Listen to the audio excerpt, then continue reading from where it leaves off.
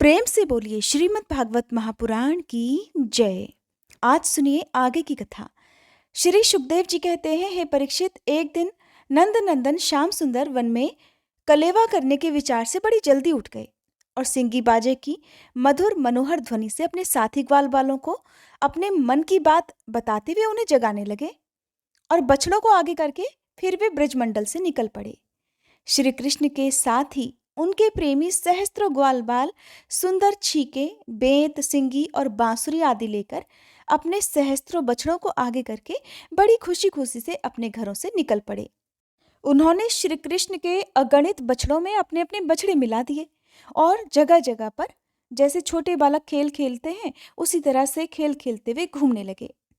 यद्यपि सभी के सब ग्वाल बाल कांच, घुंघची, मणि और स्वर्ण के गहने पहने हुए थे, फिर भी उन्होंने वृंदावन के लाल लाल, पीले पीले, हरे फलों से, नई नई कोपलों से, गुच्छों से, रंग बिरंगे फूलों और मोर पंखों से और गेरू आदि से और अनेक रंगीन धातुओं से अपने आप को और भी सजा लिया।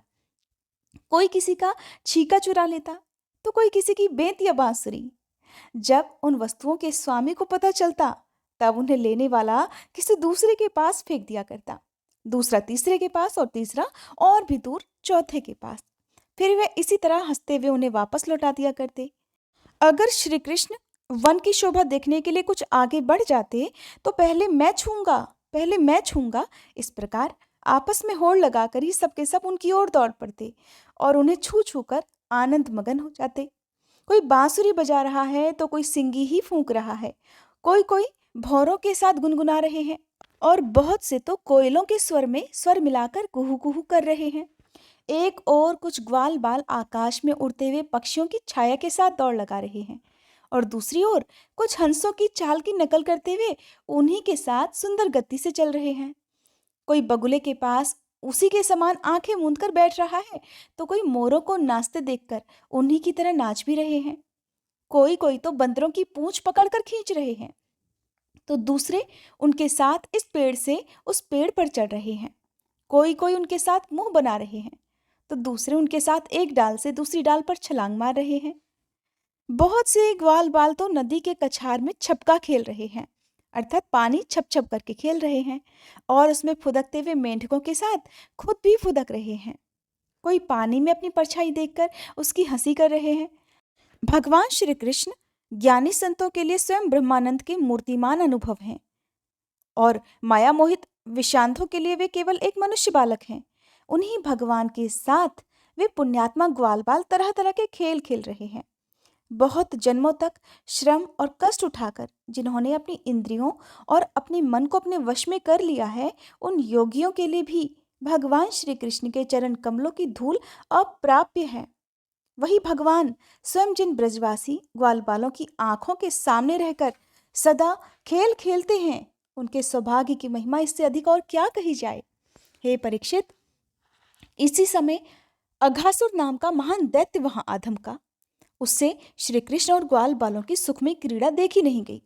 उसके हृदय में जलन होने लगी। वो इतना भयंकर था कि अमृत पान करके अमर हुए देवता भी उससे अपने जीवन की रक्षा करने के लिए चिंतित रहा करते थे और इस बात की बाट देखते रहते थे कि किसी प्रकार से इसकी मृत्यु का अवसर आ जाए। अघासुर पूतना और बकासुर का छोटा भाई और कंस का भेजा हुआ था। वह श्री कृष्ण, श्री दामा आदि ग्वाल बालों को देखकर मन ही मन सोचने लगा कि यही मेरे सगे भाई और बहन को मारने वाला है, इसलिए आज मैं इन ग्वाल बालों के साथ इसे जरूर मार डालूंगा। जब ये सब मरकर मेरे उन दोनों भाई बहनों के मृत तर्पण की तिलांजलि बन जाएंगे तब ब्रजवासी अपने आप ही मरे जैसे हो जाएंगे। संतान ही प्राणियों के प्राण है और जब प्राण ही नहीं रहेंगे तब भला शरीर कैसे रहेगा। इसकी मृत्यु से तो ब्रजवासी अपने आप ही मर जाएंगे। ऐसा निश्चय करके वह दुष्ट दैत्य एक विशाल अजगर का रूप धारण करके मार्ग में लेट गया। उसका वह अजगर शरीर 1 योजन लंबे बड़े पर्वत के समान विशाल और मोटा था। वह बहुत ही अद्भुत था। उसकी नियत सभी बालकों को निगल जाने की थी, इसलिए उसने गुफा के समान अपना बहुत बड़ा मुंह फाड़ रखा था। उसका नीचे का होठ पृथ्वी से और ऊपर का होठ बादलों से लग रहा था। उसके जबड़े कंदराओं के समान थे और दाढ़ें पर्वत के शिखर की तरह जान पड़ती थी। मुंह के अंदर घोर अंधकार था। उसकी जीभ एक लाल चौड़ी सड़क की तरह दिखती थी। सांस आंधी के समान थी और आंखें दावानल के समान दहक रही थी। अघासुर का ऐसा रूप देखकर बालकों ने सोचा कि ये भी वृंदावन की शायद कोई शोभा हो। अब खेल ही खेल में वे बालक कौतूहलवश उत्प्रेक्षा करने लगे कि ये मानो अजगर का खुला हुआ मुंह है। कोई कहता, मित्रों, भला बताओ तो, ये जो हमारे सामने कोई जीव सा बैठा है, ये हमें निगलने के लिए खुले हुए किसी अजगर के मुंह जैसा नहीं लग रहा? तो दूसरे ने कहा, सचमुच सूर्य की किरणें पड़ने से ये जो बादल लाल लाल हो गए हैं, ऐसा लगता है मानो ठीक इसके ऊपर इसका ऊपरी होठ ही हो। और उन्हीं बादलों की परछाई से ये जो नीचे की भूमि कुछ लाल लाल दिख रही है, वही इसका नीचे का होठ जान पड़ता है। तीसरे ग्वालवाल ने कहा, हाँ, सच तो है। देखो तो सही, क्या वे दाईं और बाईं ओर की गिरी कंदराएं अजगर के जबड़ों की तरह नहीं लग रही? और ये ऊंची ऊंची शिखर पंक्तियां तो साफ साफ इसकी दाढ़ें लग रही हैं। चौथे ने कहा, अरे भाई, ये लंबी चौड़ी सड़क तो ठीक अजगर की जीभ की तरह दिख रही है। और इन गिरी श्रृंगों के बीच का अंधकार तो उसके मुंह के भीतरी भाग को भी मात करता है। फिर किसी दूसरे ग्वालबाल ने सोचकर कहा, देखो देखो, ऐसा लग रहा है कि कहीं इधर जंगल में आग लगी है, इसी से ये गर्म और तीखी हवा आ रही है। परंतु अजगर की सांस के साथ इसका क्या ही मेल बैठ गया है। और उसी आग से जले हुए प्राणियों की दुर्गंध ऐसी लग रही है मानो अजगर के पेट में मरे हुए जीवों के मांस की ही दुर्गंध हो। तब उन्हीं ग्वाल बालों में से एक ने कहा, अगर हम लोग इसके मुंह में घुस जाएं तो क्या ये हमें निगल जाएगा? अजी, ये क्या निगलेगा? कहीं ऐसा करने की ढिठाई की तो एक क्षण में ये भी बकासुर के समान मर जाएगा। हमारा ये कन्हैया इसको छोड़ेगा थोड़े ही। ऐसा कहते हुए वे ग्वालबाल बकासुर को मारने वाले श्री कृष्ण का सुंदर मुख देखते और ताली पीट पीट कर हंसते हुए अघासुर के मुंह में घुस गए। उन अनजान बच्चों की आपस में की हुई भ्रमपूर्ण बातें सुनकर भगवान श्री कृष्ण ने सोचा कि अरे, इन्हें तो सच्चा सांप भी झूठा लग रहा है। परीक्षित, भगवान श्री कृष्ण जान गए कि ये राक्षस है, भला उनसे क्या छुपा रहता। वे तो समस्त प्राणियों के हृदय में ही निवास करते हैं। अब उन्होंने ये निश्चय किया कि अपने सखा ग्वाल बालों को उसके मुंह में जाने से बचा लें। भगवान तो इसी प्रकार सोच ही रहे थे कि उनके देखते ही देखते सब के सब ग्वाल बाल अपने अपने बछड़ों के साथ उस असुर के पेट में ही चले गए। परंतु अघासुर ने अभी उन्हें निगला नहीं। इसका कारण ये था कि अघासुर अपने भाई बकासुर और बहन पूतना के वध की याद करके इस बात की राह देख रहा था कि उन्हें मारने वाले श्री कृष्ण भी मुंह में आ जाए, तब सबको एक साथ ही निगल जाऊंगा। भगवान श्री कृष्ण सबको अभय देने वाले हैं, सबकी रक्षा करने वाले हैं। जब उन्होंने देखा कि ये बेचारे ग्वालबाल, जिनका एकमात्र रक्षक मैं ही हूं, मेरे हाथ से निकल गए और जैसे कोई तिनका उड़कर आग में गिर पड़े, वैसे ही अपने आप मृत्यु रूप अघासुर की जठराग्नि के ग्रास बन गए, तब देव की इस विचित्र लीला पर भगवान को बड़ा आश्चर्य हुआ। उनका हृदय दया से भर गया। वे सोचने लगे कि अब मुझे क्या करना चाहिए। ऐसा कौन सा उपाय है जिससे इस दुष्ट की मृत्यु भी हो जाए और इन संत स्वभाव वाले भोले भाले बालकों की हत्या भी ना हो। ये दोनों काम एक साथ भला कैसे हो सकते हैं? परीक्षित, भगवान श्री कृष्ण भूत भविष्य वर्तमान सबको प्रत्यक्ष देखते रहते हैं। उनके लिए ये उपाय जानना कोई कठिन नहीं था। बस वे अपना कर्तव्य निश्चय करके स्वयं उसके मुंह में घुस गए। उस समय बादलों में छुपे हुए देवता भयवश हाय हाय पुकार उठे और अघासुर के हितैषी कंस आदि राक्षस हर्ष प्रकट करने लगे। अघासुर बछड़ों और ग्वाल बालों के सहित भगवान श्री कृष्ण को अपनी दाढ़ों से चबाकर चूर चूर कर डालना चाहता था। परंतु उसी समय अविनाशी श्री कृष्ण ने देवताओं की हाय हाय सुनकर उसके गले में अपने शरीर को बड़ी फुर्ती से बढ़ा लिया। इसके बाद भगवान ने अपने शरीर को इतना बड़ा कर लिया कि उसका तो गला ही रुंध गया, उसकी आंखें उलट गईं। वह विशालकाय अजगर व्याकुल होकर बहुत ही छटपटाने लगा।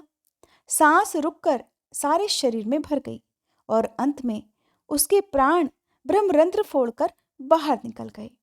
उसी मार्ग से प्राणों के साथ उसकी सारी इंद्रियां भी शरीर से बाहर हो गईं। उसी समय भगवान मुकुंद ने अपनी अमृतमयी दृष्टि से मरे हुए बछड़ों और ग्वाल बालों को जिला दिया, अर्थात उन्हें जीवित कर दिया, और उन सबको साथ लेकर वे अघासुर के मुंह से बाहर निकल आए। उस अजगर के स्थूल शरीर से एक अत्यंत अद्भुत और महान ज्योति प्रकट हुई। उस समय उस ज्योति के प्रकाश से 10 दिशाएं प्रज्वलित हो उठी। वह थोड़ी देर तो आकाश में स्थित होकर भगवान के निकलने की प्रतीक्षा करती रही, और जब वे बाहर निकल आए तब वह सब देवताओं के देखते ही देखते उन्हीं में समा गई। उस समय देवताओं ने फूल बरसाकर, अप्सराओं ने नाचकर, गंधर्वों ने गाकर, विद्याधरों ने बाजे बजाकर और ब्राह्मणों ने स्तुति पाठ पढ़कर और पार्षदों ने जय जयकार के नारे लगाकर बड़े आनंद से भगवान श्री कृष्ण का अभिनंदन किया, क्योंकि भगवान श्री कृष्ण ने अघासुर को मारकर उन सब का बहुत बड़ा काम किया था। उन अद्भुत स्तुतियों, सुंदर बाजों, मंगलमय गीतों, जय जयकार और आनंद उत्सवों की मंगल ध्वनि ब्रह्मलोक के पास भी पहुंच गई। जब ब्रह्मा जी ने यह ध्वनि सुनी तब वे बहुत ही शीघ्र अपने वाहन पर विराजमान होकर वहां आ गए और भगवान श्री कृष्ण की ये महिमा देखकर आश्चर्यचकित हो गए। परीक्षित, जब वृंदावन में अजगर का वह चाम सूख गया तब वह ब्रजवासियों के लिए बहुत दिनों तक खेलने की एक अद्भुत गुफा सी बना रहा। ये जो भगवान ने अपने ग्वाल बालों को मृत्यु के मुख से बचाया था, उन्हें काल से बचाया था और अघासुर को मोक्ष दान किया था, वह लीला भगवान ने अपनी कुमार अवस्था में अर्थात 5वें वर्ष में ही की थी। अर्थात जब भगवान कृष्ण केवल 5 वर्ष के ही थे तभी उन्होंने ये लीला रची थी। ग्वाल बालों ने उसे उसी समय देखा भी था, परंतु पौगंड अवस्था अर्थात 6ठे वर्ष में अत्यंत आश्चर्यचकित होकर ब्रज में उसका वर्णन किया। अघासुर मूर्तिमान अघ अर्थात पाप ही था। भगवान के स्पर्श मात्र से उसके सारे पाप धुल गए और उसे उस सारूप्य मुक्ति की प्राप्ति हुई जो पापियों को कभी नहीं मिल सकती। परंतु ये कोई आश्चर्य की बात नहीं है, क्योंकि मनुष्य बालक की सी लीला रचने वाले ये वे ही परम पुरुष परमात्मा हैं जो अव्यक्त, व्यक्त और कार्य कारण रूप समस्त जगत के एकमात्र विधाता हैं। भगवान श्री कृष्ण के किसी एक अंग की भाव निर्मित प्रतिमा अगर ध्यान के द्वारा एक बार भी अपने मन में, अपने हृदय में बिठा ली जाए तो वह सालोक्य, सामीप्य आदि गति का दान करती है जो भगवान के बड़े बड़े भक्तों को मिला करती है। श्री सूत जी कहते हैं, हे शौनकादि ऋषियों, यदुवंश शिरोमणि भगवान श्री कृष्ण ने ही राजा परीक्षित को जीवन दान दिया था। उन्होंने जब अपने रक्षक और जीवन सर्वस्व का ये विचित्र चरित्र सुना तब उन्होंने फिर श्री सुखदेव महाराज जी से उन्हीं की पवित्र लीला के संबंध में प्रश्न किया, जिसका कारण ये था कि भगवान की अमृतमयी लीला ने परीक्षित के मन को अपने वश में कर रखा था। राजा परीक्षित ने पूछा, भगवान, आपने कहा था कि ग्वाल बालों ने भगवान की हुई 5वें वर्ष की लीला ब्रज में 6ठे वर्ष में जाकर कही। अब इस विषय में आप कृपा करके ये बतलाइए कि एक समय की लीला दूसरे समय में वर्तमानकालीन कैसे हो सकती है। महायोगी गुरुदेव, मुझे इस आश्चर्यपूर्ण रहस्य को जानने के लिए बड़ा कौतूहल हो रहा है। आप कृपा करके बतलाइए। अवश्य ही इसमें भगवान श्री कृष्ण की विचित्र घटनाओं को घटित करने वाली माया का कुछ न कुछ काम तो जरूर होगा, क्योंकि और किसी प्रकार ऐसा हो ही नहीं सकता। गुरुदेव, यद्यपि क्षत्रियोचित धर्म ब्राह्मण सेवा से विमुख होने के कारण मैं अपराधी नाम मात्र का क्षत्रिय हूँ, फिर भी हमारा अहोभाग्य है कि हम आपके मुखारविंद से निरंतर झरते हुए परम पवित्र मधुमय श्री कृष्ण लीला अमृत का बार बार पान कर रहे हैं। श्री सूत जी ने कहा, भगवान के परम प्रेमी भक्तों में श्रेष्ठ शौनक जी, जब राजा परीक्षित ने इस प्रकार प्रश्न किया तब श्री सुखदेव जी को भगवान की वह लीला स्मरण हो आई और उनकी समस्त इंद्रियां तथा अंतःकरण विवश होकर भगवान की नित्य लीला में खिंच गए। कुछ समय के बाद धीरे धीरे श्रम और कष्ट से उन्हें ब्रह्म ज्ञान हुआ। तब वे परीक्षित से भगवान की लीला का वर्णन करने लगे। तब श्री सुखदेव जी कहते हैं, हे परीक्षित, तुम बड़े भाग्यवान हो। भगवान के प्रेमी भक्तों में तुम्हारा स्थान श्रेष्ठ है, तभी तो तुमने इतना सुंदर प्रश्न किया है। यूं तो तुम्हें बार बार भगवान की लीला कथाएं सुनने को मिलती हैं, फिर भी तुम उनके संबंध में प्रश्न करके उन्हें और भी सरस और नूतन बना देते हो। रसिक संतों की वाणी, कान और हृदय भगवान की लीला के गान, श्रवण और चिंतन के लिए ही होते हैं। उनका ये स्वभाव ही होता है कि वे क्षण प्रतिक्षण भगवान की लीलाओं को अपूर्व, रसमयी और नित्य नूतन अनुभव करते रहे। ठीक वैसे ही जैसे लंपट पुरुषों को स्त्रियों की चर्चा में नया नया रस जान पड़ता है। हे परीक्षित, तुम एकाग्र मन से सुनो। यद्यपि भगवान की यह लीला अत्यंत रहस्यमयी है, फिर भी मैं तुम्हें सुनाता हूँ, क्योंकि दयालु आचार्यगण अपने प्रेमी शिष्य को गुप्त रहस्य भी बतला दिया करते हैं। ये तो मैं तुमसे कह ही चुका हूं कि भगवान श्री कृष्ण ने अपने साथी ग्वाल बालों को मृत्यु रूप अघासुर के मुंह से बचा लिया। इसके बाद वे उन्हें यमुना जी के पुलिन पर ले आए और उनसे कहने लगे कि मेरे प्यारे मित्रों, यमुना जी का यह पुलिन अत्यंत रमणीय है, देखो तो सही। यहाँ की बालू कितनी कोमल और स्वच्छ है। हम लोगों के लिए खेलने की तो यहाँ पर सभी सामग्री है। देखो, एक और रंग बिरंगे कमल खिले हुए हैं और उनकी सुगंध से खिंचकर भौरे गुंजार कर रहे हैं, तो दूसरी ओर सुंदर सुंदर पक्षी बड़ा ही मधुर कलरव कर रहे हैं, जिसकी प्रतिध्वनि से सुशोभित वृक्ष इस स्थान की शोभा को और भी बढ़ा रहे हैं। अब हम लोगों को यहीं पर रुककर भोजन कर लेना चाहिए, क्योंकि दिन भी बहुत चढ़ाया है और हम सबको जोर से भूख भी लग रही है। बछड़े पानी पीकर पास ही धीरे धीरे हरी हरी घास चरते रहेंगे। तब श्री कृष्ण की बात सुनकर सभी ग्वाल बालों ने एक स्वर से कहा कि ठीक है, ठीक है। उन्होंने बछड़ों को पानी पिलाकर हरी हरी घास में छोड़ दिया और अपने अपने छींके खोलकर भगवान के साथ बड़े आनंद से भोजन करने लगे। सबके बीच में भगवान श्री कृष्ण बैठ गए। उनके चारों ओर ग्वाल बालों ने बहुत सी मंडलाकार पंक्तियां बना ली और एक दूसरे से सटकर बैठ गए। सबके मुंह श्री कृष्ण की ओर थे और सबकी आंखें आनंद से खिल रही थीं। वन भोजन के समय श्री कृष्ण के साथ बैठे हुए ग्वाल बाल ऐसे शोभायमान हो रहे थे मानो कमल की कर्णिका के चारों ओर उसकी छोटी बड़ी पंखुड़ियां सुशोभित हो रही हों। कोई पुष्प तो कोई पत्ते, कोई कोई पल्लव, अंकुर, फल, छीके, छाल और पत्थरों के पात्र बनाकर ही भोजन करने लगे। भगवान श्री कृष्ण और ग्वाल बाल सभी परस्पर अपनी अपनी भिन्न भिन्न रुचि का प्रदर्शन करते। कभी कोई किसी को हंसा देता तो कोई स्वयं ही हंसते हंसते लोटपोट हो जाता। इसी प्रकार वे सब भोजन करने लगे। उस समय श्री कृष्ण की छटा सबसे निराली थी।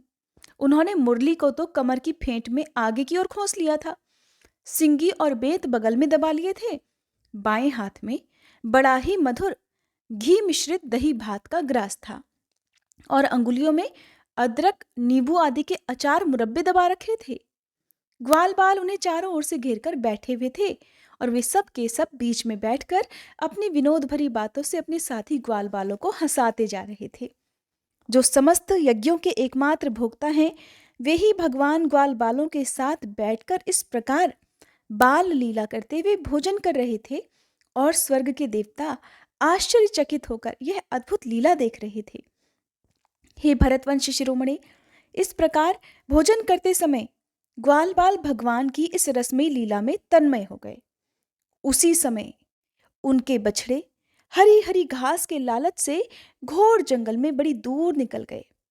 जब ग्वाल बालों का ध्यान उस ओर गया, अपने बछड़े उन्होंने वहां नहीं देखे तो वो बड़े भयभीत हो गए। उस समय अपने भक्तों के भय को भगा देने वाले भगवान श्री कृष्ण कहने लगे, मेरे प्यारे मित्रों, तुम लोग भोजन बीच में बंद मत करो। तुम लोग सब भोजन करो, मैं अभी बछड़ों को लेकर आता हूँ। ग्वाल बालों से इस प्रकार कहकर भगवान श्री कृष्ण हाथ में दही भात का कौर लिए ही पहाड़ों, गुफाओं, कुंजों और अन्य भयंकर स्थानों में अपने और अपने साथियों के बछड़ों को ढूंढने के लिए चल पड़े। परीक्षित, ब्रह्मा जी पहले से ही आकाश में उपस्थित थे। प्रभु के प्रभाव से अघासुर का मोक्ष देखकर उन्हें बड़ा आश्चर्य हुआ। उन्होंने सोचा कि लीला से मनुष्य बालक बने हुए भगवान श्री कृष्ण की कोई और मनोहर महिमामयी लीला देखनी चाहिए। ऐसा सोचकर उन्होंने पहले तो बछड़ों को और भगवान श्री कृष्ण के चले जाने पर ग्वाल बालों को भी कहीं और ले जाकर रख दिया और स्वयं अंतर्ध्यान हो गए। अंततः वे जड़ कमल की ही तो संतान हैं। भगवान श्री कृष्ण बछड़े ना मिलने पर यमुना जी के तट पर फिर से वापस लौट आए, परंतु वहां आकर उन्होंने क्या देखा कि अब तो यहाँ पर ग्वाल बाल भी नहीं है। तब उन्होंने वन में घूम घूम कर चारों ओर उन्हें आवाज दे देकर ढूंढा, परंतु जब ग्वालबाल और बछड़े उन्हें कहीं नहीं मिले, तब वे तुरंत जान गए कि ये सब ब्रह्मा जी की ही करतूत हैं। वे तो सारे विश्व के एकमात्र ज्ञाता हैं। अब भगवान श्री कृष्ण ने बछड़ों और ग्वाल बालों की माताओं को और ब्रह्मा जी को भी आनंदित करने के लिए अपने आप को ही बछड़ों और ग्वाल बालों दोनों के रूप में बना लिया, क्योंकि वे ही तो संपूर्ण विश्व के कर्ता सर्वशक्तिमान ईश्वर हैं। परीक्षित, वे बालक और बछड़े संख्या में जितने थे, जितने छोटे छोटे उनके शरीर थे, उनके हाथ पैर जैसे जैसे थे, उनके पास जितनी और जैसी छड़ियां, सिंगी, बांसुरी, पत्ते और छीके थे, जैसे और जितने वस्त्र आभूषण थे, उनके शील, स्वभाव, गुण, नाम, रूप और अवस्थाएं जैसी थी, जिस प्रकार वे खाते पीते और चलते थे, ठीक वैसे ही और उतने ही रूपों में सर्वस्वरूप भगवान श्री कृष्ण प्रकट हो गए। उस समय ये संपूर्ण जगत विष्णु रूप है, यह वेदवाणी मानो मूर्तिमती होकर प्रकट हो गई। सर्वात्मा भगवान स्वयं ही बछड़े बन गए और स्वयं ही ग्वाल बाल। अपने आत्मस्वरूप बछड़ों को अपने आत्मस्वरूप ग्वाल बालों के द्वारा घेर कर अपने ही साथ अनेकों प्रकार के खेल खेलते हुए उन्होंने ब्रज में प्रवेश किया। परीक्षित, जिस ग्वाल बाल के जो बछड़े थे, उन्हें उसी ग्वाल बाल के रूप से अलग अलग ले जाकर उसकी बाखल में घुसा दिया और विभिन्न बालकों के रूप में उनके अलग अलग घरों में भी चले गए। ग्वाल बालों की माताएं बांसुरी की तान सुनते ही जल्दी से दौड़ आईं। ग्वाल बाल बने हुए परब्रह्म श्री कृष्ण को अपने बालक समझकर उन्हें अपनी गोद में उठाकर जोर से हृदय से लगा लिया। अब वे उन्हें अपना स्तनपान भी कराने लगी। परीक्षित, इस प्रकार प्रतिदिन संध्या समय भगवान श्री कृष्ण उन ग्वाल बालों के रूप में वन से लौट आते और अपनी बाल सुलभ लीलाओं से अपनी माताओं को आनंदित किया करते। वे माताएं उन्हें उपटन लगाती, अच्छे अच्छे वस्त्र और गहनों से सजाती, चंदन का लेप लगाती, नहलाती, दोनों भौहों के बीच में डीठ से बचाने के लिए अर्थात नजर से बचाने के लिए काजल का एक टीका भी लगा देती और भोजन कराती। फिर तरह तरह से बड़े लाड़ प्यार से उनका पालन पोषण करती। ग्वालिनों के समान गौवें भी जब जंगलों में से चरकर जल्दी जल्दी घर लौटती और उनकी हुंकार सुनकर उनके प्यारे नन्हे नन्हे बछड़े दौड़कर उनके पास आ जाते, तब वे बार बार उन्हें अपनी जीभों से चाटती और अपना दूध पिलाती। उस समय स्नेह की अधिकता के कारण उनके थनों से स्वयं ही दूध की धारा बहने लगती। इन गायों और ग्वालिनों का मातृभाव पहले जैसा ही था। हाँ, अपने असली पुत्रों की अपेक्षा इस समय उनका स्नेह अवश्य अधिक था। इसी प्रकार भगवान भी उनके पहले पुत्रों के समान ही पुत्र भाव भी दिखला रहे थे, परंतु भगवान में उन बालकों के जैसे मोह का भाव नहीं था कि मैं इनका पुत्र हूं। अपने अपने बालकों के प्रति ब्रजवासियों की स्नेहलता दिन प्रतिदिन 1 वर्ष तक धीरे धीरे बढ़ती ही गई। यहाँ तक कि पहले श्री कृष्ण में उनका जैसा असीम और अपूर्व प्रेम था, वैसा ही अपने इन बालकों के प्रति भी हो गया। इस प्रकार सर्वात्मा श्री कृष्ण बछड़े और ग्वाल बालों के बहाने गोपाल बनकर अपने बालक रूप से वत्स रूप का पालन करते हुए 1 वर्ष तक वन और गोष्ठ में क्रीड़ा करते रहे। जब 1 वर्ष पूरा होने में 5-6 रातें बची हुई थी, तब एक दिन भगवान श्री कृष्ण बलराम जी के साथ बछड़ों को चराते हुए वन में गए। उस समय गौवें गोवर्धन की चोटी पर घास चर रही थी। वहां से उन्होंने ब्रज के पास ही घास चरते हुए बहुत दूर अपने बछड़ों को देखा। बछड़ों को देखते ही गौओं का वात्सल्य स्नेह उमड़ आया। वे अपने आप की सुध-बुध खो बैठी और ग्वालों के रोकने की कुछ भी परवाह न करके जिस मार्ग से वे नहीं जा सकते थे, उसी मार्ग से हुंकार करती बड़ी तेजी से दौड़ पड़ी। उस समय उनके थनों से दूध बहता जाता था और उनकी गर्दनें सिकुड़कर डील से मिल गई थी। वे पूंछ और सिर उठाकर इतनी तेजी से दौड़ रही थी कि मालूम होता था कि मानो उनके 4 नहीं बल्कि 2 ही पैर हों। जिन गौओं के और भी बछड़े हो चुके थे, वे भी गोवर्धन के नीचे अपने पहले बछड़ों के पास दौड़ पड़ी और उन्हें स्नेहवश अपने आप बहता हुआ दूध पिलाने लगी। उस समय वे अपने बच्चों का एक एक अंग ऐसे चाव से चाट रही थी मानो उन्हें अपने पेट में ही वापस रख लेंगी। गोपों ने उन्हें रोकने का बहुत प्रयास किया, परंतु उनका सारा प्रयास व्यर्थ रहा। उन्हें अपनी विफलता पर कुछ लज्जा और गायों पर बड़ा क्रोध आया। जब वे बहुत कष्ट उठाकर उस कठिन रास्ते से उस स्थान पर पहुंचे, तब उन्होंने बछड़ों के साथ अपने बालकों को भी देखा। अपने बच्चों को देखते ही उनका हृदय प्रेम रस से सराबोर हो गया। बालकों के प्रति अनुराग की बाढ़ आ गई और उनका क्रोध न जाने कहाँ हवा हो गया। उन्होंने अपने अपने बालकों को गोद में उठाकर हृदय से लगा लिया। उनका मस्तक सूंघकर अत्यंत आनंदित हो गए। बूढ़े गोपों को अपने बालकों के आलिंगन से बड़ा प्रेम प्राप्त हुआ। वे निहाल हो गए, फिर बड़े कष्ट से उन्हें छोड़कर धीरे धीरे वहां से चले गए। जाने के बाद भी बालकों के और उनके आलिंगन के स्मरण से उनके नेत्रों से प्रेम के आंसू बहते रहे। बलराम जी ने देखा कि ब्रजवासी गोप गौवें और ग्वालिनों की उन संतानों पर भी, जिन्होंने अपनी माँ का दूध पीना छोड़ दिया है, क्षण प्रतिक्षण प्रेम संपत्ति और उसके अनुरूप उत्कंठा बढ़ती ही जा रही है। तब वे विचार में पड़ गए, क्योंकि उन्हें तो इसका कारण पता ही नहीं था। ये कैसी विचित्र बात है। सर्वात्मा श्री कृष्ण में ब्रजवासियों का और मेरा जैसा अपूर्व स्नेह है, वैसा ही इन बालकों और बछड़ों पर भी बढ़ता जा रहा है। ये कौन सी माया है? कहाँ से आई है? ये किसी देवता की है, मनुष्य की है, या फिर असुरों की? परंतु क्या ऐसा भी संभव है? नहीं नहीं, ये तो मेरे प्रभु की ही माया है, और किसी की माया में ऐसी सामर्थ हो ही नहीं सकती कि जो मुझे भी मोहित कर ले। बलराम जी ऐसा विचार करके ज्ञान दृष्टि से देखने लगे, तो उन्हें ऐसा मालूम हुआ कि इन सब बछड़ों और ग्वाल बालों के रूप में केवल श्री कृष्ण ही श्री कृष्ण हैं। तब उन्होंने श्री कृष्ण से कहा, भगवान, ये ग्वाल बाल और बछड़े न देवता हैं और न तो कोई ऋषि ही। इन अलग अलग रूपों का सहारा लेने पर भी आप अकेले ही इन रूपों में प्रकाशित हो रहे हैं। कृपया स्पष्ट करके थोड़े ही शब्दों में ये बतला दीजिए कि आप इस प्रकार बछड़े, बालक, सिंगी, रस्सी आदि के रूप में अलग अलग क्यों प्रकाशित हो रहे हैं। तब भगवान ने ब्रह्मा जी की सारी करतूत कह सुनाई और बलराम जी ने सारी बातें जान ली। परीक्षित, तब तक ब्रह्मा जी ब्रह्मलोक से ब्रज में वापस लौट आए। उनके कालमान से अब तक केवल एक त्रुटि, अर्थात जितनी देर में एक तीखी सुई से कमल की पंखुड़ी छेदी जाती है, उतना ही समय बीता था। उन्होंने देखा कि भगवान श्री कृष्ण ग्वाल बाल और बछड़ों के साथ 1 साल से पहले की ही तरह क्रीड़ा कर रहे हैं। तब वे सोचने लगे कि गोकुल में जितने भी ग्वाल बाल और बछड़े थे, वे तो मेरी मायामयी शैया पर सो रहे हैं। उनको तो मैंने अपनी माया से अचेत कर दिया था, और वे तब से अब तक सचेत नहीं हुए। तब मेरी माया से मोहित ग्वाल बाल और बछड़ों के अलावा ये उतने ही दूसरे ग्वाल बाल और बछड़े कहाँ से आ गए, जो 1 साल से भगवान के साथ खेल रहे हैं। ब्रह्मा जी ने दोनों स्थानों पर दोनों को देखा और बहुत देर तक ध्यान करके अपनी ज्ञान दृष्टि से उसका रहस्य खोलना चाहा, परंतु उन दोनों में कौन से पहले के ग्वाल बाल हैं और कौन से बाद में पीछे बना दिए गए हैं, इनमें से कौन सच्चे हैं और कौन बनावटी, इस बात में वे किसी प्रकार का कोई फर्क नहीं समझ पाए। भगवान श्री कृष्ण की माया में तो सभी मुग्ध हो रहे हैं, परंतु कोई भी माया मोह भगवान का स्पर्श नहीं कर सकता।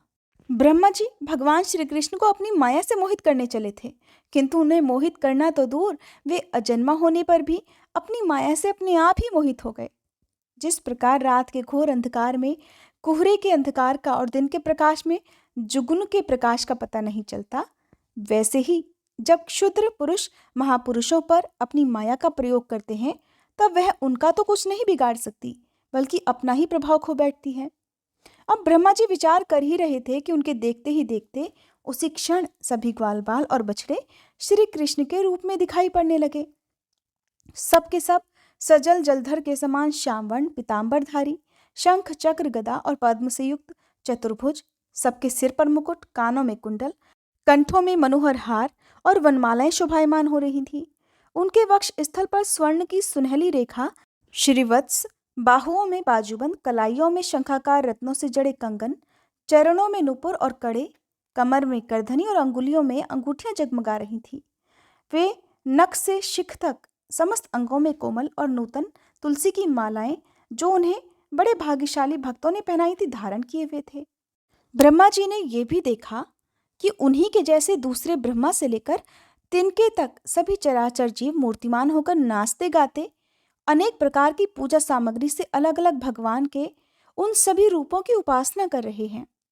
उन्हें अलग अलग अणिमा महिमा आदि सिद्धियां, माया विद्या आदि विभूतियां और महतत्व आदि 24 तत्व चारों ओर से घेरे हुए हैं। प्रकृति में क्षोभ उत्पन्न करने वाला काल, उसके परिणाम का कारण, स्वभाव, वासनाओं को जगाने वाला संस्कार, ये सभी मूर्तिमान होकर भगवान के प्रत्येक रूप की उपासना कर रहे हैं। ये अत्यंत आश्चर्यमय दृश्य देखकर ब्रह्मा जी तो चकित रह गए। उनकी 11 इंद्रियां अर्थात 5 कर्मेंद्री, 5 ज्ञानेंद्री और एक मन क्षुब्ध हो उठा और स्तब्ध रह गई। वे भगवान के तेज से निस्तेज होकर मौन हो गए। उस समय वे ऐसे स्तब्ध होकर खड़े रह गए मानो ब्रज के अधिष्ठात्र देवता के पास एक पुतली खड़ी हो। परीक्षित, भगवान का स्वरूप तर्क से परे है। उसकी महिमा असाधारण है। वह स्वयं प्रकाश, आनंद स्वरूप और माया से अतीत है। वेदांत भी साक्षात रूप से उसका वर्णन करने में असमर्थ हैं। यद्यपि ब्रह्मा जी समस्त विद्याओं के अधिपति हैं, फिर भी भगवान के दिव्य स्वरूप को वे तनिक भी नहीं समझ सके कि ये क्या है।